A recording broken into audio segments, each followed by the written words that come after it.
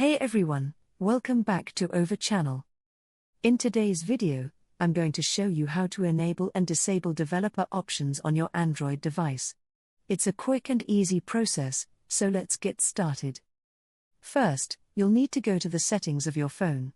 Once you're in settings, scroll down to the bottom and find the option that says About Device or About Phone.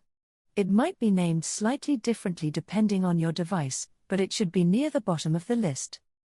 Next, tap on Version or Software Information, depending on your phone model. Here, you'll find an option called Build Number. If you're having trouble locating it, no worries, just use the search bar at the top of your settings and type in Build Number. Once you find it, you're ready for the next step. To enable developer options, tap on the build number 7 times in quick succession. As you do this, you'll likely see a message pop up saying, "You are now in developer mode." After clicking 7 times, it may ask you to enter password before enabling developer mode.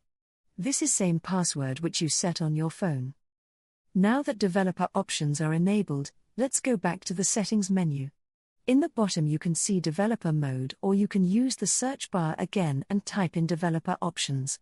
It should appear in the results. Go ahead and tap on it. You'll now have access to a range of advanced settings that can help you customize and optimize your device. If you ever want to disable developer options, it's just as easy. Simply open developer options, and at the top, you'll see a toggle switch or a button that says Turn Off. Tap that, and developer options will be disabled on your device. And that's it.